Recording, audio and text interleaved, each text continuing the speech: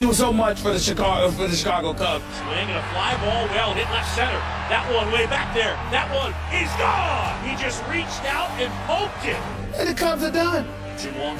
Swing and a ball driven in the air center field. That's well hit. That one on its way, and that one is into the bleachers and gone. Hasta la vista, baby. The right-hander kicks and fires. Right there, got him looking, and that is the ball game. M-E-T-S, Mets. That's for you, Jeff. See what I have to put up with. DeGrom-ination. Jacob DeGrom threw 7 strong innings. Daniel Murphy homered in his 5th straight postseason game, and the Mets took a 3-0 lead in the NLCS after a 5-2 win last night. The only team in MLB history to come back from a 3-0 deficit is the 2004 Red Sox. Stephen I remember that. Smith. I remember that. Is Who was this... Wait, they came back on the Yankees? Was that right? Yeah, they did. Okay, go ahead. That might be the worst. Yeah, that might be my worst moment I would imagine. in sports ever. Yeah. Really? Ever. It broke my heart. Okay. I was depressed for weeks after that. I really, really was. But let me say this. You don't need to ask the question. We all know what the obvious question is. Is the series over? Is the series over? Of course it's over. The Cubs are about to get swept. Now, I do understand. I told you this yesterday. Now, I understand that listen, they got a shot against Mats because of the quadruple boys with Mats. Obviously, he's not DeGrom, he's not Syndergaard, he's not Harvey, but he's pretty damn good. I think he can shut it out. I think that the Cubs' last chance was last night. It was windy, it was raining, it was cold. Obviously, they didn't have Arrieta. Well, they didn't have Arrieta pitching for them, even though he got smacked around a little bit by the New York Mets. In the end, you have to concede, Skip Bayless, that the New York Mets just happen to be a very good basketball, football, or baseball team right now. I'm saying basketball, football, That's baseball. Okay, we covered it all. Here's the deal: pitching wins championships in baseball. In the regular season, you need the hitting. Of course, you needed the hitting last night. It was nice to see David Wright get the double. It was nice to see Cespedes do what he did. Daniel Murphy is playing like a flat-out stud. But that's not why I picked the Mets. I picked the Mets to win this series because I knew that the Cubs coming into this postseason pretty much had Arrieta and nothing else. If this was the best of 3 and he was able to pitch game 1, that would have been maybe different. He was able to, but he didn't. But the bottom line is this. You've got, listen, it's over. I believe it's going to be a sweep. Is it possible the Cubs might win tonight? Sure. But chances are they're going to, no, not at all. Chances are they're going to be demoralized. It's over. Chicago had their nice little run. It was nice to see the fans. They have something to cheer about when it came to the Cubs. Theo Epstein, Joe Madden, you've got a bright future ahead of you if you're a Chicago Cubs fan because of these guys. But the problem that you have is that the Mets are going to be waiting.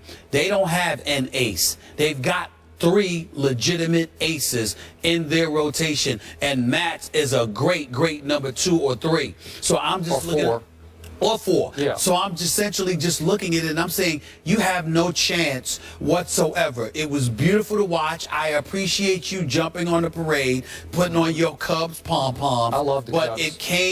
it will come to a screeching halt officially. The Cubs are about to get swept. The New York Mets will be going to the World Series. And I say the Cubs have yet another New York team right where they want it. No, really.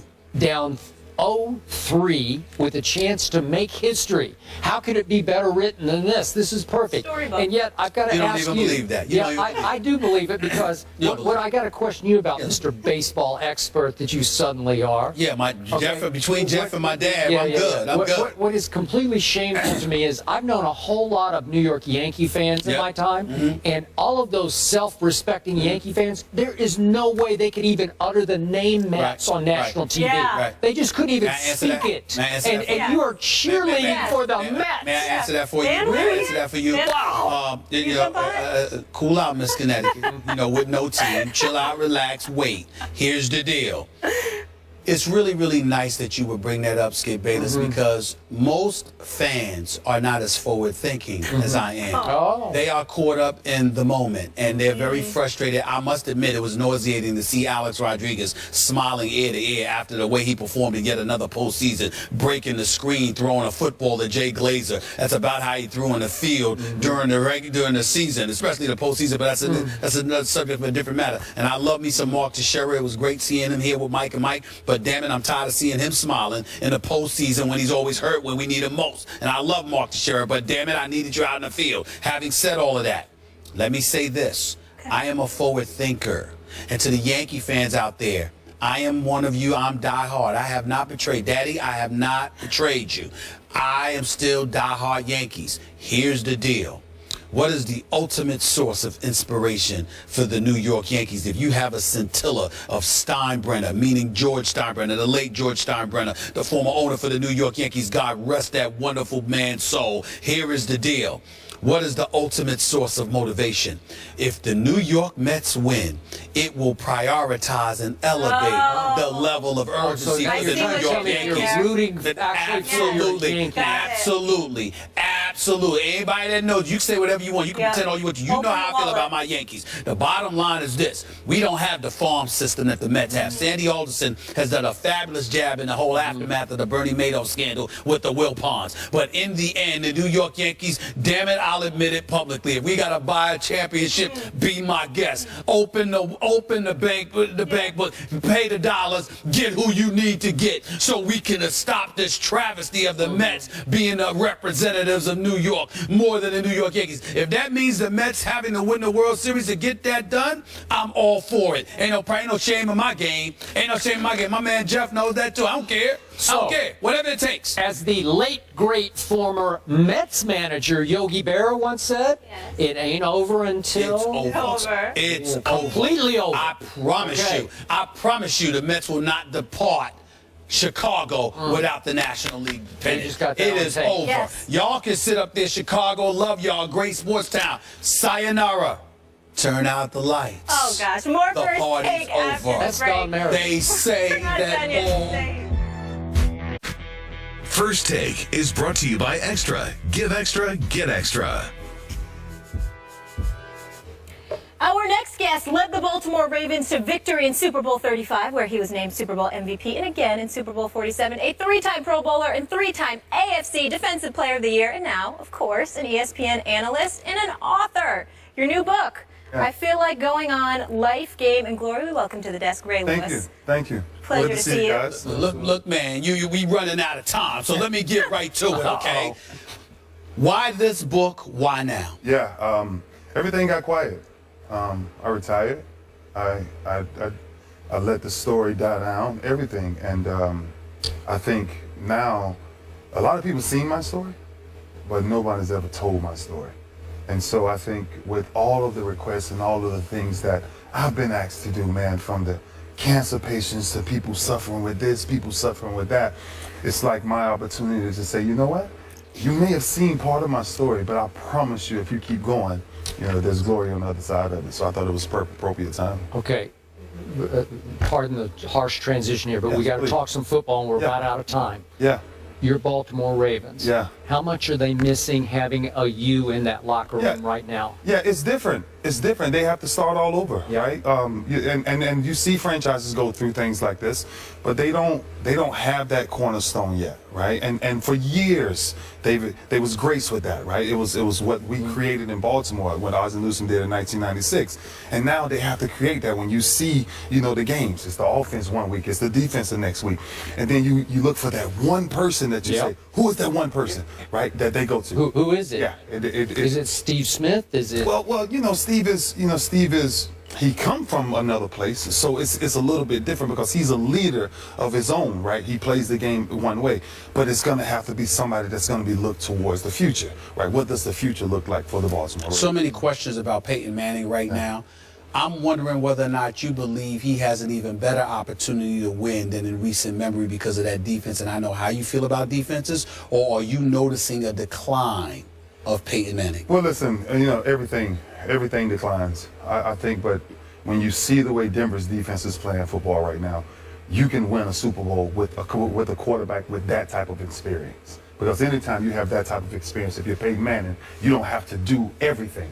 And I think the way Denver is playing, the turnover ratio right now is incredible with what they're doing. And I think the field position of what they're really doing, Peyton doesn't have to be Peyton, the Superman Peyton no more, right? He just has to get the ball out of his hands and let this play. Could you please tell him that the Dallas Cowboys have minimal to no chance of winning the Super Bowl? Can we get that? Go ahead, go to no chance. Could you tell us? Could you tell him that? It's a tough climb for the Cowboys. It's a real tough climb. Is it over?